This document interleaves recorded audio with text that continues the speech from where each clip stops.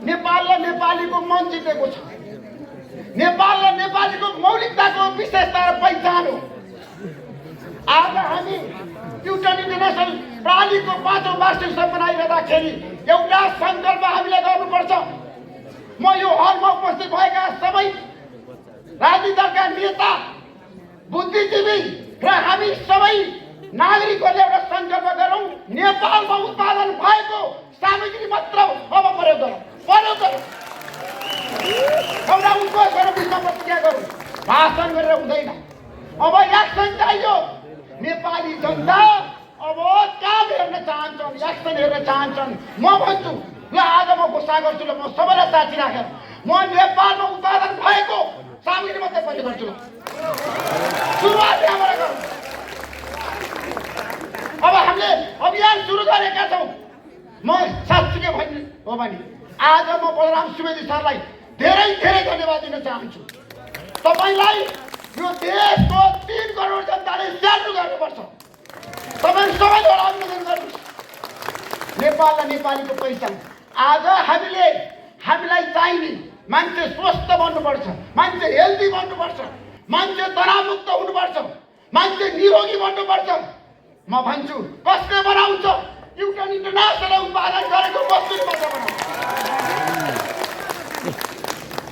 लाइनमा आएछ हामीले हाम्रो देशमा उत्पादन भएको लाइनमा आएछ अरे उत्पादनशीलताको कुरा गर्ने हो भने एउटा बहस सुरु गरौँ न। मिन विश्वकर्माजी यहाँ हुनुहुन्छ, नेपाली कङ्ग्रेसको नेता।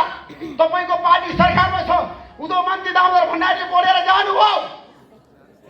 अब नेपालको भान्सामा आज हाम्रो सागपात छ। नेपाली भान्सामा आज हाम्रो दुध छ। नेपाली भान्सामा आज हामीले हाम्रो देशमा उत्पादन भएको फलफुल प्रयोग गर्न सकेका छौँ। घरबाट सुरु गरौँ क्रान्ति। अब हाम्रो भान्सामा नेपालमा उत्पादन भएको चिजलाई मात्रै पार्थिमा राखौँ न। म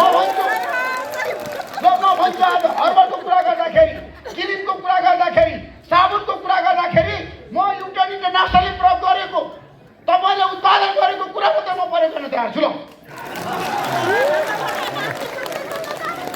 मैले घोषणा गरी म व्यवहारमै उतार्छु। ल, मेरो प्राइम टाइम टेलिभिजनमा काम गरी म सबैलाई भन्छु र हामी स्किममा जाँदाखेरि पनि तपाईँले उत्पादन गरेको क्रिम लगाएर जान्छौँ। ल,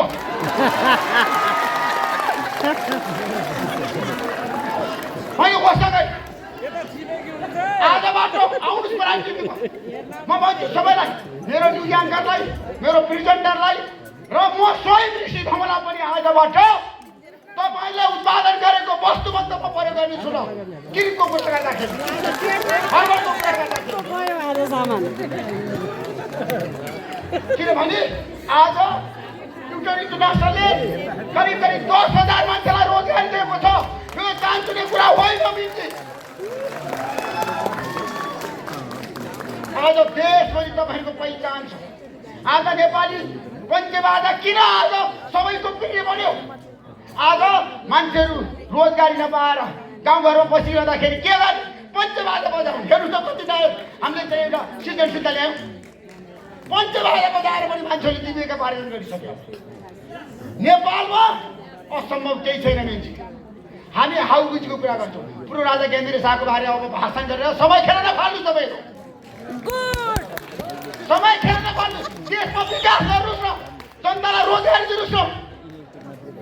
अब हामी विकासको कुरा नगरी, रोजगारी नदिने, जनता असन्तुष्ट छन्, जनताको माग सम्बोधन नगरी जतिखेर पनि पूर्व राजा ज्ञानेन्द्र शाहको हाउबुजीको कुरा गरेका छ। राजनीतिक भाषण पूर्व राजा ज्ञानेन्द्र शाहमा केन्द्रित नगरौँ न।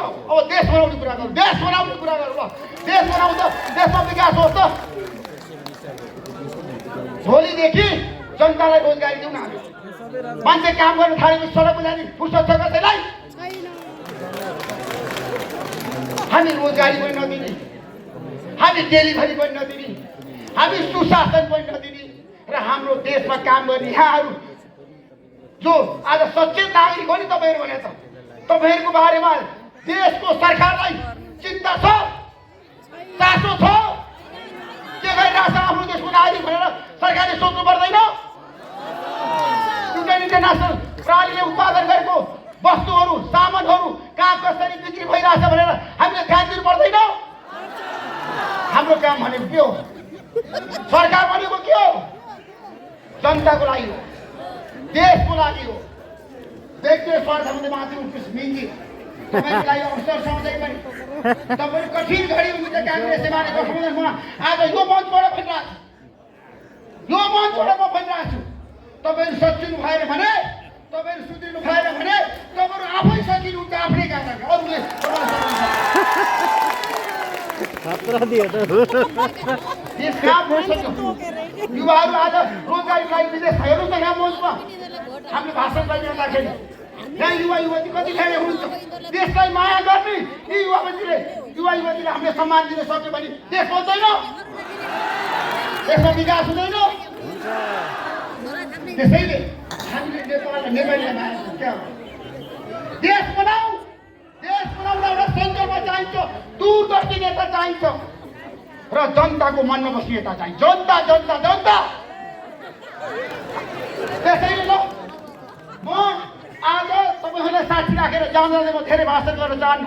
मेरो काम भनेको पत्रकारिता गर्ने हो, तर म युटर्न इन्टरनेसनललाई सधैँ दिएर जान चाहन्छु। प्राइम टाइम क्यारियरमा हप्तामा एउटा बहस गरौँ ल। प्रधानमन्त्री मलाई तपाईँ मौका दिनु, म तयार छु।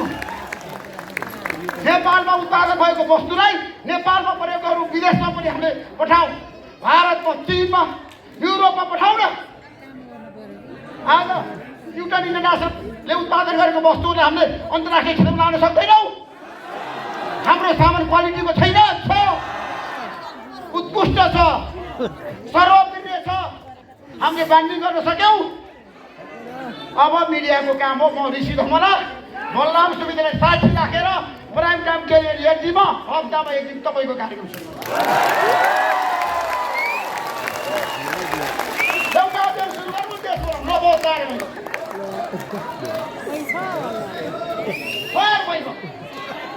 समाज रूपान्तरित गरौँ। अब रोजगारी दिउँ, अब युवा युवतीलाई स्वदेशमै रोजगारी दिउँ। र बिन्जी देश सङ्कटमा छ, तपाईँहरू गम्भीर हुनुहोस्। जनता खुसी छैनन्, मलाई थाहा छ। म गाउँघरमा कुना काप्चा पुगेको छु, मलाई थाहा छ। म बिहान नेपाली बस्दा आउँछु, कुना काप्चा बसी नेपालीहरू सुन्छ। त्यसैले जाँदा जाँदै तपाईँहरू सबैलाई साथी राखेर एउटा घोषणा गर्न चाहन्छु ल। मिन्जी तपाईँ इमान्दार नेता हो, तपाईँको बारे मेरो कम्प्लेन छैन।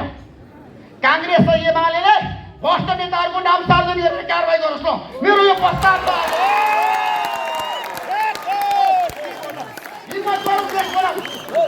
सुशासन दिउँ, यति भन्दै यहाँबाट बिदा हुन्छु। हस्त नमस्कार।